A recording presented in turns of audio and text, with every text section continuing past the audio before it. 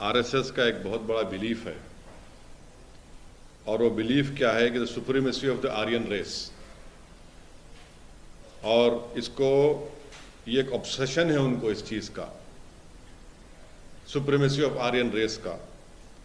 और ये बिल्कुल ही उसी तरह है जिस तरह आप देखेंगे कि हिटलर को भी बड़ा अपना यकीन था अपनी आर्यन रेस और सुप्रीमेसी का, और इसीलिए आप देखते हैं कि आरएसएस जो है शुरू से इस बात का डिमांड कर रही है कि भारत में जो फेडरल स्ट्रक्चर है उस कंट्री का, उसको ख़त्म कर दिया जाए। इसलिए बार बार वो, अगर आप देखेंगे उसी ऑर्गेनाइजर मैगजीन में उस वक्त के जो उनके सरसंचालक थे मिस्टर गोलवालकर ने लिखा था कि let the constitution be re examine and redrafted so as to establish this unitary form of government. Supremacy की बात तो ये लोग करते हैं, और इस बात को आपको समझना है कि भारत के मुसलमान सुप्रीमेसी की बात नहीं करते। भारत के मुसलमान इक्वल सिटीजनशिप की बात करते हैं, इक्वालिटी की बात करते हैं। मगर आरएसएस जो आर्यन सुप्रीमेसी, और एक ये तो एक उनका जो स्टेटमेंट है कास्टिस्ट, एक अपर कास्ट के आदमी का स्टेटमेंट है कि वो तो रूलर और रूल्ड की बात कर रहे हैं। हम तो संविधान में जो इक्वल सिटीजनशिप की बात कही गई, इक्वालिटी की बात कही गई, हम उसकी बात कर रहे हैं। और दूसरी बात यह है कि वो माने मुझे समझ में नहीं आ रही, तो हमारे जो हमारे हिंदू भाई हैं, भाई बहन हैं, उनके ताल्लुक से ये कह रहे हैं कि स्टेट ऑफ वॉर में है। कहाँ स्टेट ऑफ वॉर में? हम सब तो एक डेमोक्रेटिक कंट्री का हिस्सा है, कोई कॉलोनियल पावर तो भारत में रूल नहीं कर रहा है। बाबा साहेब अंबेडकर का बनाया हुआ संविधान सबके लिए है। So where is the question of war? कहाँ है वॉर? कहाँ हो रही है? तो इस चीज को समझने के लिए उन जो ये क्यों कह रहे हैं, वो जस्टिफाई कर रहे हैं एग्रेशन जो दिख रहा है मॉब लिंचिंग में, जो एग्रेशन दिख रहा है हिजाब के खिलाफ, उसे जस्टिफाई कर रहे हैं। जो एग्रेशन दिख रहा है घर तोड़ने में, उसको जस्टिफाई कर रहे हैं। That is why he is saying you must understand it is but natural for those at war to be aggressive. वो जस्टिफाई कर रहे हैं वो जो भोपाल की बीजेपी की एमपी की जो स्पीच है जिसमें उन्होंने कहा कि चाकू रखो और काटो, धर्म संसद में जो स्पीच दी गई उसको जस्टिफाई कर रहे हैं वो। अगर वॉर है तो फिर देश के प्रधानमंत्री क्या कर रहे हैं? अगर वॉर है तो ये तो लॉन्ग टर्म डैमेज है उनका दिमाग का, और कुछ भी नहीं है। भागवत साहब ने एक और बात कही कि मुसलमान को ये सोचना बंद करना पड़ेगा या ये एटीट्यूड छोड़ना पड़ेगा कि वो कभी इस देश पे राज करते थे, और अगर वो चाहे तो अपने पूर्वजों के पास वापस आ सकते हैं। नहीं, एक तो देखिए बड़ा कॉन्ट्रडिक्टरी स्टेटमेंट है उनका। पहले तो ये वो इस्लाम से डरा रहे हैं, हाँ, फिर दूसरा ये कह रहे हैं कि आप वापस आना चाहे तो वापस आ जाइए। अरे कॉन्ट्रडिक्टरी है ना भाई। अगर कोई अपना रिलीजन छोड़ के चला गया है, फिर आप बोल रहे वापस भी आ सकते, तो आप क्यों डरते हैं मुसलमानों? समझ में नहीं आ रहा मुझे। हम क्या बात कर रहे हैं? भारत के जो मुसलमान हैं वो क्या बात कर रहे हैं? वो बात कर रहे हैं लिबर्टी, इक्वालिटी, फ्रेटर्निटी और जस्टिस की। भारत के मुसलमान कोई सुपीरियर होने का कहां क्लेम कर रहे हैं? हम तो बोल रहे हैं कि इक्वालिटी दो हमारी इक्वल राइट्स को, इक्वालिटी को आप सुप्रीमेसी समझ रहे हैं। असल सुप्रीमेसी तो आपकी है। आप समझ रहे हैं कि हिंदू राष्ट्र है और अगर आप यहां पर रह रहे हैं तो ये तो गोलवालकर ने जो अपने बंच ऑफ थॉट्स किताब में और एक और अपनी किताब में वी आर नेशन डिफाइंड में गोलवालकर ने कहा कि Muslims Christians are the internal threat. वो तो उसी को रिटेरेट कर रहे हैं। हम तो ये शुरू से कह रहे हैं इस बात को। ये हम इक्वालिटी की बात करें तो आप सुप्रीमेसी की बात, आप सुप्रीमेसी की दिखा रहे हैं अपनी। आप ये दिखाना चाह रहे हैं कि वो आप रूलर है और हम रूल्ड हैं। हम ये कह रहे हैं कि नहीं, हम इक्वल सिटीजनशिप की बात कर रहे हैं, इक्वालिटी की हम बात कर रहे हैं। अब उनके लिए डाइवर्सिटी एंटी नेशनल है, उनके लिए डिफरेंट लैंग्वेजेस परेशान कुन है। वो तो सिर्फ एक लैंग्वेज, एक झंडा, एक कल्चर की बात करते हैं। हम तो बोल रहे हैं कि भारत में डाइवर्सिटी है, भारत में हजारों कल्चर हैं, कई जबानें बोली जाती हैं, कई मजहब को मानने वाले हैं, वो उसको मानते नहीं उस चीज को। वो सिर्फ अपनी सुपीरियरिटी को बिलीव करते हैं, इसीलिए तो सब चीजों को मानते नहीं है वो। और आखिरी बात यह है, जब वो वॉर की बात कर रहे हैं, वो डायरेक्टली इंसाइट कर रहे हैं लोगों को, वो डायरेक्टली इंसाइट कर रहे हैं कि वायलेंस करो मुसलमानों के खिलाफ। यह सबसे खतरनाक बात उनके इस इंटरव्यू में है। आप इंसाइट कर रहे हैं लोगों को। आपको ये नहीं लगता कि वो सबको मिलकर रहने वाली बात, कहां मिलकर रहने वाली बात कर रहे हैं उसमें? वो आप बताइए कौन सी बात आपको नजर आ रही है मिलकर रहने की उसमें? मैं भी तो उस इंटरव्यू को देखा हूं, पढ़ा हूं, उसमें कौन सी बात है मिलकर रहने की? बताइए। आप तो कह रहे हैं कि आपको अगर रहना है भारत में, पहले तो होते कौन है मुसलमानों को परमिशन देने के लिए कि मैं कैसा अपना फेथ को फॉलो करूंगा, नहीं करूंगा? कैसे आप कंडीशन लगाते मेरे सिटीजनशिप के ऊपर, मोहन भगवत? हम यहां पर अपना फेथ एडजस्ट करने के लिए नहीं है। कोई नागपुर में जो बैठा हुआ है, जो एलेज सेलिब्रेट है, हमको उनसे सीखने की जरूरत नहीं है। आप होते कौन है हमको बताने वाले? फिर आप बोलते कि सबका डीएनए एक है। अरे भाई, एक एक्सटर्नल थ्रेट अगर नहीं है तो आप बेसिकली, अगर आप ये कह रहे हैं कि एक्सटर्नल थ्रेट नहीं है, तो आप चीन जो जमीन चोरी कर रहा है उस चोरी को आप छुपा रहे हैं और सीनाजोरी दिखा रहे हैं माइनॉरिटीज से। उन्होंने जनसंख्या नीति पे भी बात बोला है कि उसकी एक पॉलिसी होनी चाहिए जनसंख्या को लेकर। क्या पॉलिसी होनी चाहिए उनको ही बताइए। मोदी सरकार खुद सुप्रीम कोर्ट में ये डालती है कि हम 2 चाइल्ड नाम की जरूरत नहीं है, टीएफआर रेट गिर चुका है। हेल्थ मिनिस्टर राज्यसभा में खड़े होकर कहते हैं टीएफआर रेट गिर चुका है, 2 चाइल्ड नाम नहीं होना चाहिए लोग राज्यसभा में। आप आखिर इतना डरते क्यों हैं मुसलमानों से? आप आखिर इस भारत की डाइवर्सिटी से क्यों डरते हैं? भारत के प्लूरलिज्म से क्यों डरते हैं आरएसएस वाले? भारत के इन डिफरेंट कल्चर से क्यों डरते हैं आप? क्यों डरते हैं आप? बताइए ना हमको। सर, मगर उनका ये कहना था कि जो नॉइसी बिहेवियर है, जो सुप्रीमेसी बिहेवियर है, उनको एड्रेस करते हुए कहे तो कौन नॉइसी बिहेवियर कर रहा? बताइए। जो मुस्लिम कौन कर रहा है? एक एग्जांपल बताइए। भोपाल के एमपी का स्टेटमेंट वो नहीं सुनते क्या? जरा कम सुने आ रहा क्या उनको? जो कह रही है कि चाकू रखो जब काटा जाता है। कौन दिया स्टेटमेंट? हो सुप्रीमेसी की बात नहीं है क्या उसमें? धर्म संसद में कौन कह रहा है कि रेप करो? कौन कह रहा है? बताइए ना आप। ये तो सब संघ के लोग हैं। वो खुद इस बात को कर रहे हैं ना, सुप्रीमेसी की बात तो वही कर रहे हैं। और फिर आप क्या बोल रहे हैं उसमें? इंग्लिश का वर्ड क्या था? क्या है वो? मैं डेलिबरेटली ट्वीट नहीं किया, आपको ऑफ द रिकॉर्ड बाद में बताऊंगा। क्या था? बॉयस्चरस। पूरा बोलो। बॉयस्चरस सुप्रीमेसी। नहीं, उसमें बी के बाद एक आर भी आता। हाँ, बॉयस्चरस रेटोरिक। हाँ, बॉयस्चरस रेडिकल सुप्रीमेसी, बॉयस्चरस रेटोरिक सुप्रीमेसी। कौन कह रहा है भाई? ये आप ही तो बता रहे हैं ना। आप ही ये कौन? ये जो भोपाल की एमपी किसकी है? कौन सी पार्टी की है? कौन सी आइडियोलॉजी की है वो? ये धर्म संसद वाले जो बोल रहे हैं, कहां के हैं वो लोग? आप अपनी पहले आर्यन सुप्रीमेसी को आप मानते।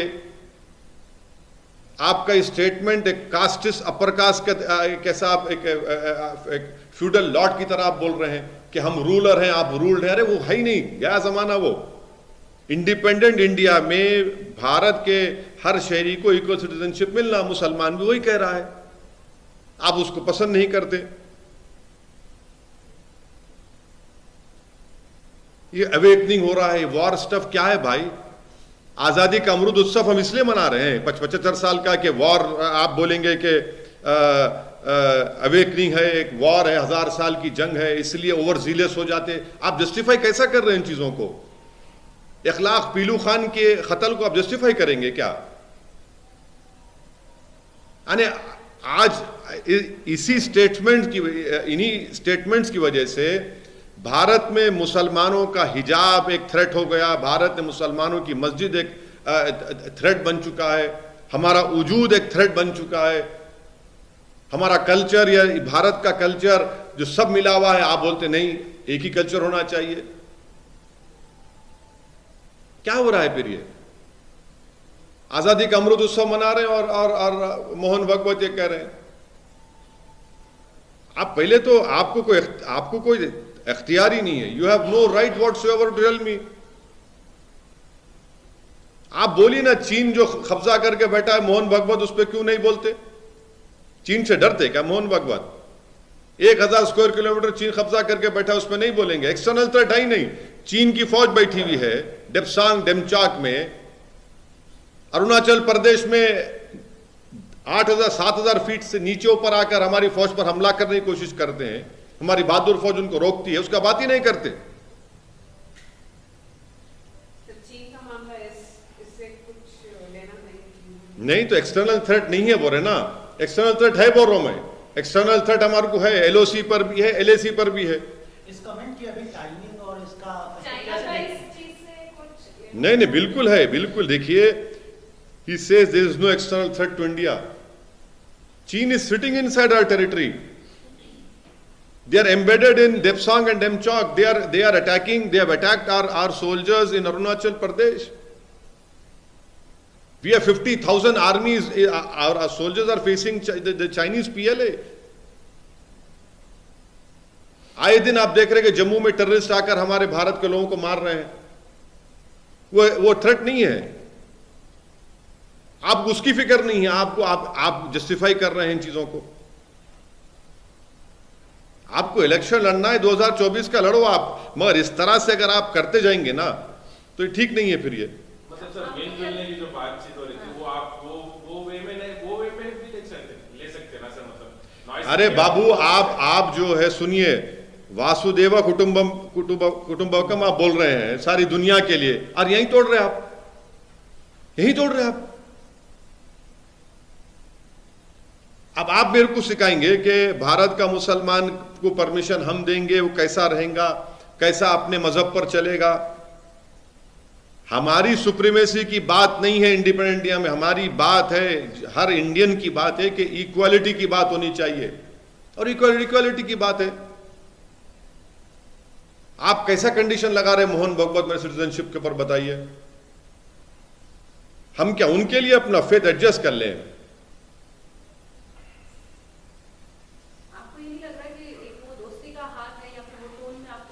कौन सी? अरे आप दोस्ती इस तरह करेंगे?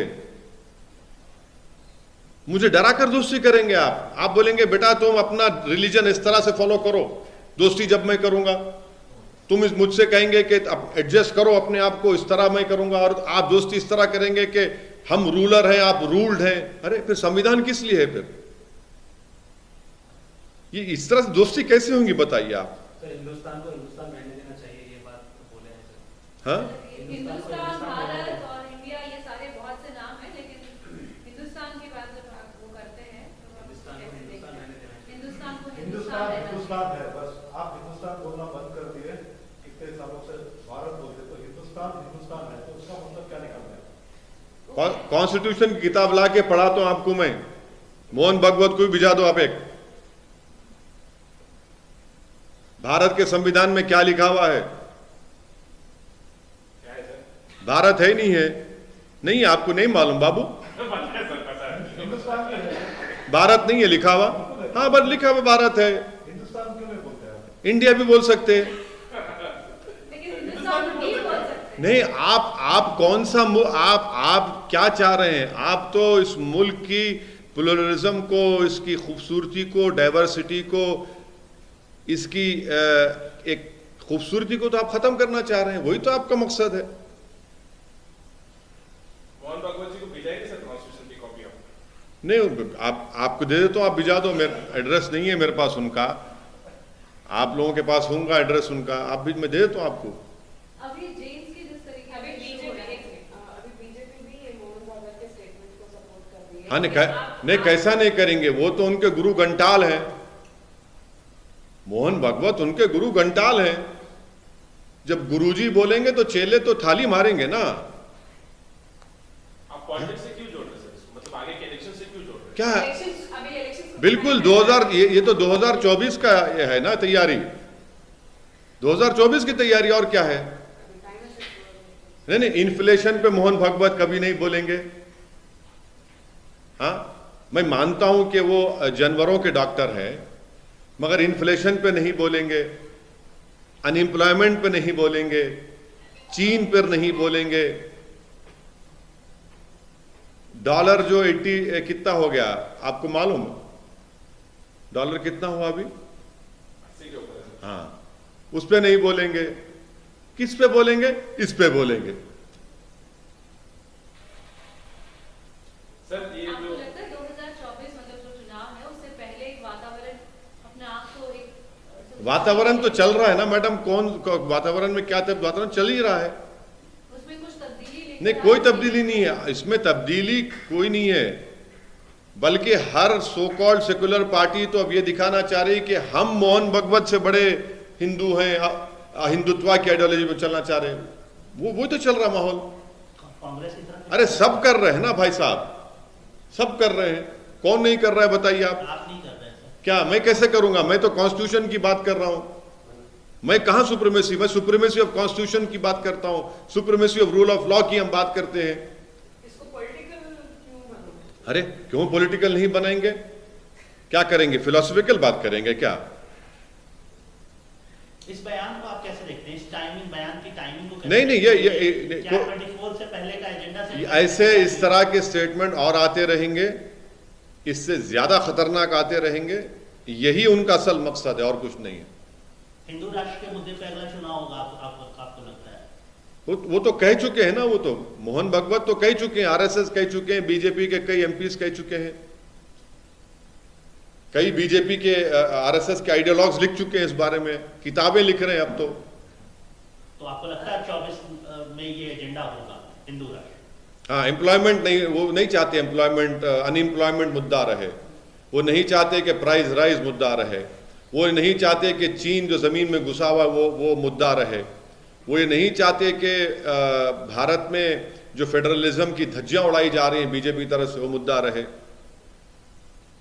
सर इक्वालिटी की बात वो भी कर रहे हैं। कैसे? हाँ, ये बोल रहे हैं कि मुसलमान जो है इक्वल समझे अपने क्या? आप को सुप्रीम मतलब क्या? समझे कहाँ? दुनिया में। कहाँ? कौन सा मुसलमान अपने आप बोलता हूँ सुप्रीमेसी हूँ? सबसे lowest highest drop out rate, lowest literacy rate. नहीं, धर्म- सुनिए, इंटर ऑपरेबिलिटी जो है सबसे लोवेस्ट मुसलमानों में। हर चीज में मैं कमजोर मैं हूं, और आप बोल रहे मैं सुप्रीमेसी की बात कर रहा हूं। अरे मैं इक्वालिटी की बात कर रहा हूं। धर्म पर हिजाब को लेकर क्या मैं फ्रीडम ऑफ रिलीजन नहीं है क्या मुझे कॉन्स्टिट्यूशन में? क्या मुझे इख्तियार नहीं है अपने उस पर चलने का? इक्वालिटी नहीं है कॉन्स्टिट्यूशन में, राइट टू इक्वालिटी नहीं है। आप दे रहे हैं स्टेटमेंट, हिंदू मुस्लिम आप कर रहे हैं, मैं नहीं कर रहा हूं ये। आप अगले चुनाव के लिए अगर ये एजेंडा सेट कर रहे हैं करके आपको लगता है, तो आप किस एजेंडे पर आगे बढ़ने वाले हैं 2024 के चुनाव? वो बोलेंगे ना, अभी बोलेंगे ना। हम तो बोलेंगे, हम तो अपना बोलेंगे। कर्नाटक का चुनाव आ रहा है सर, क्या होगी पार्टी की रणनीति? कर्नाटक में चुनाव लड़ेंगे, कितने सीटों पर लड़ेंगे? कुछ चर्चा हो रही है? चर्चा तो हो रही है, बताएंगे आपको जब चर्चा पूरी हो जाएगी। हम कुछ जब फाइनल कुछ बोलेंगे, बताना है तो जरूर आपको इंशाल्लाह हम बताएंगे। अकेले जाएंगे, गठबंधन का द्वार अरे खुला पूरा होगा? जब पूरा हो जाने दीजिए, बताएंगे फिर आप।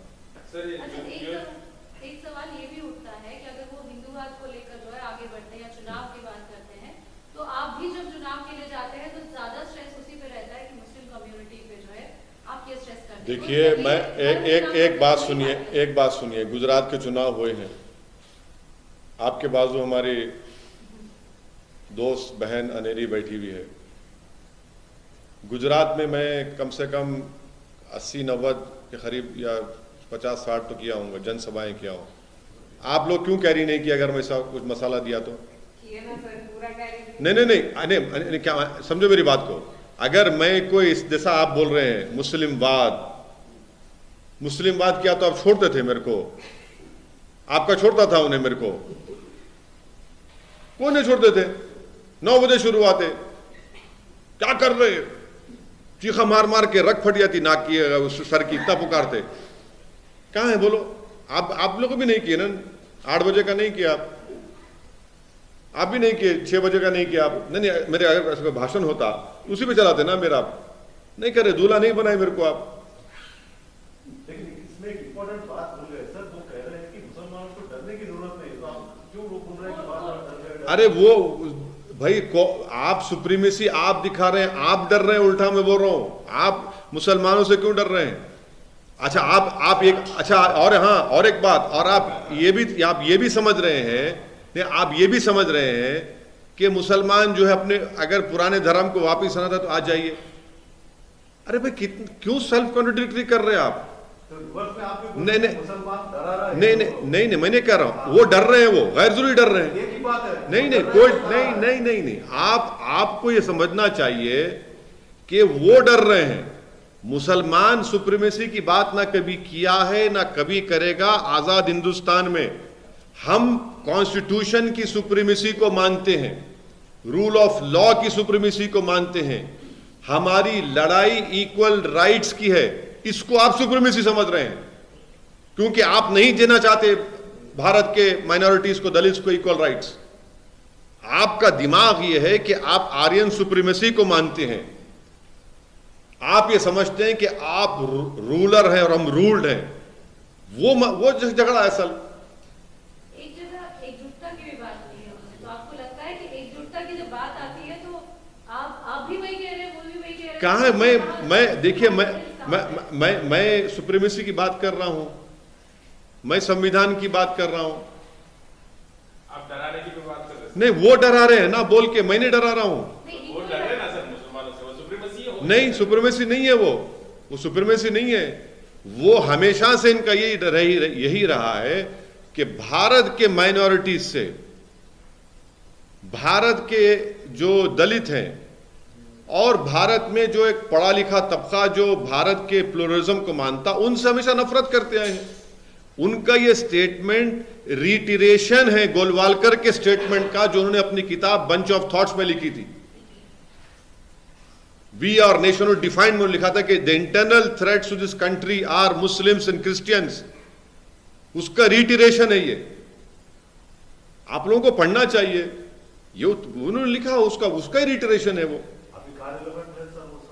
अरे वाह, एक आइडियोलॉजिकल पार्टी के लिए वो आपको लगता है सर, इससे हटके there is another question. Union government scraps VIP quota in Hajj travel. 500 seats were reserved for VIPs out of total quota of approx 1,75,000 seats. So now they have allotted to India. So those seats, this VIP quota has been scrapped by the Union government. How do you see this, sir? अरे मैं तो हज subsidy का सबसे पहले, जब UPA की सरकार थी, I was the first person to stand up and say in parliament remove हज सब्सिडी। और ये अरे कहीं का कोटा भाई, एक ही सफ में खड़े हो गए महमूद अयाज, ना कोई बंदा रहा ना कोई बंदा नवाज। अल्लाह की नजर में सब बराबर है, कहीं का वीआईपी। मैं तो हज सब्सिडी निकालो बोला। वो आप डेलीगेशन क्यों भी जाते भाई? आप यह डेलीगेशन आप भी जाते हैं। मतलब सर आप वेलकम करते हैं इसको? नहीं, वेलकम का नहीं है। वीआईपी कोटा क्या है मेरे को नहीं मालूम, पहली मर्तबा सुन रहा हूं मैं आपसे। 500 सीट है सर, मतलब जो पूरा एलोकेशन है उसमें 500 सीट वीआईपी सीट किसको देते? जो हज, मतलब जो भी वीआईपी जाते सर। कौन वीआईपी? कोई भी फ्री में जाते? हज सब्सिडी में तो फ्री में जाते ना। क्या हज सब्सिडी खत्म हो गई प्यारे। तो अब जो 175 ये था, मैं आपको और ये करके बताऊंगा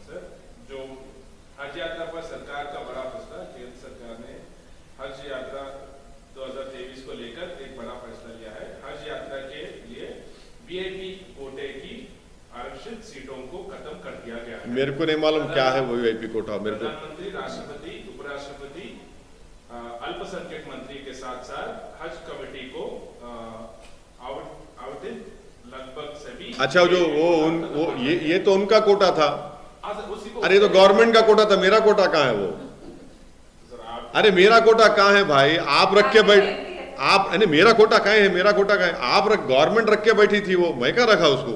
सर इसको कैसे देखते हैं? अरे क्यों रखे भाई आप? क्यों रखे आप? अरे मैं तो बोल रहा हूँ कि आप जो हज डेलीगेशन में जाते उसको भी कैंसिल करो। आप क्यों कर रखते आप? आप जो भारत के जो हाजी जाते वो गरीब हाजी होते, उनका अच्छा इंतजाम करो आप रहने के लिए। गरीब से गरीब उनको रखिए आप मक्का में, उनको अच्छी सहूलतें दीजिए वहां पर। सर मुद्दे की आप बात करें सर, जनवरी 1 तारीख 24 को राम मंदिर का इनॉग्रेशन का आमंत्रण किया गया। जब तक दुनिया कायम रहेगी, 6 दिसंबर 1992 को भारत की सुप्रीम कोर्ट को वादा करके धोखा देके वहां पर मस्जिद को तोड़ा गया आजाद हिंदुस्तान में। उसको कोई डिनाई नहीं कर सकता और सुप्रीम कोर्ट ने उसको एग्रीगेस एक्ट कहा है। सर ये मौलाना अरशद अज़मी ने कहा कि कोएड एजुकेशन के वजह से मुस्लिम लड़कियां दूर हो रहे हैं स्टडीज को लेकर, इसके ऊपर दूर हो जा रहे हैं। किससे? कोएड एजुकेशन किससे दूर हो जा रहे? वो एजुकेशन की वजह से। मतलब अपने कल्चर से वैसा सर, अपने रिलीजन से वैसा। हाँ। वो बेहतर बोल सकेंगे, मैं नहीं बोल सकूंगा उस बारे में। मैं तो बोल चुका हूं ना कि हिजाब पहनने वाली बच्ची इंशाअल्लाह कभी ना कभी इस देश की प्रधानमंत्री बनेगी। बैन के बाद 50% हिजाब की सर, हिजाब बैन के बाद 50% एडमिशन लड़कियों का। हाँ, पीयूसीएल की रिपोर्ट है। हाँ, फिर अब क्या खुश रहने की बात है? ये खुश रहने की बात है। कम्युनिटी में लोएस्ट लिटरेसी रेट है, उसमें महिलाओं में, मुस्लिम महिलाओं में लोएस्ट लिटरेसी रेट है। 100 में 3 ग्रेजुएट मुसलमान के पास होते, और आपके इस गलत फैसले की वजह से आप बच्चियां नहीं पढ़ रही हैं गवर्नमेंट कॉलेजेस में। किसका नुकसान हो रहा है? ये देश का नुकसान नहीं हो रहा है इसमें। अगर दोस्ती का हाथ बढ़ाना है मोहन बाबा, क्या फायदा होगा? तुम जिसके दोस्त हुए दुश्मन आसमां क्यों हुए? सर एक आखिरी सवाल, या तेलुगु स्टेट से ही मतलब ग्लोबल गोल्डन ग्लोब अवार्ड्स में फर्स्ट प्राइज किया, मतलब ओरिजिनल सॉन्ग टाइटल उनको मिला, मतलब नाटू नाटू सॉन्ग का ट्रिपल आर मूवी है। वो मेरा एक्सपर्टीज नहीं है बाबा। मैं ये म्यूजिक को जानता हूँ, वो मेरा एक्सपर्टीज नहीं है बाबा। मेरे को उसमें मत लेके जाइए प्लीज, वो माइंड फील्ड है, उसमें मत लेके जाइए मेरे को आप। वो आपका एक्सपर्टीज है, मेरे को नहीं मालूम। मेरे को नहीं, आई डोंट नो, मेरे को नहीं मालूम क्या मना करते हैं सर, वहां नहीं गए, यहाँ है सर। हाँ, हम बोले ओवैसी साहब को नहीं जाते, क्या नहीं जाते बोले, कहाँ नहीं आते? बोले कि ट्रिपल आर मूवी वालों को पकड़ो, वो तो मैं नहीं जाता, मैं ओवैसी साहब के पास जाता हूँ। नहीं, मेरा एक्सपर्टीज नहीं है बाबा, ये मेरे को नहीं मालूम। ये तुम इसमें मत लिख जाओ मेरे को। बाबरी मस्जिद की बात है। हाँ, इस म्यूजिक के लिए आज एक लाइन है सब।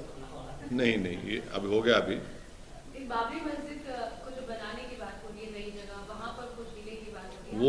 वो मस्जिद ही नहीं है, उसको मस्जिद नहीं मानते। ऐसा हो ही नहीं सकता कि आप किसी जगह पर मस्जिद को शहीद कर दे एक क्रिमिनल एक्ट करके, और आप बोल रहे कि वहां पर जाकर ले लो। ये क्या बात है? इसका मतलब आप कहीं भी मस्जिद को तोड़ देंगे। उस मस्जिद को मस्जिद ही नहीं मानता मैं, जहां पे जो 5 एकड़ जमीन दी गई है ना, उसमें कभी नमाज पढ़ना भी चाहिए उसमें। बल्कि वो तो मॉडर्न डे मस्जिद ज़रारा है। वो आप जाके देख लीजिए मस्जिद ज़रारा किसको बोलते हैं। आप एक बार अगर एक्सप्लेन कर दें। नहीं, अब उतना लंबा बहुत हो जाता है, वो इतना काफ़ी है। वो समझ, जिनको समझना था वो समझ जाएंगे। आप इतना ही कैरी करो बस। चलिए, thank you. India plus news, सिर्फ वही जो सही।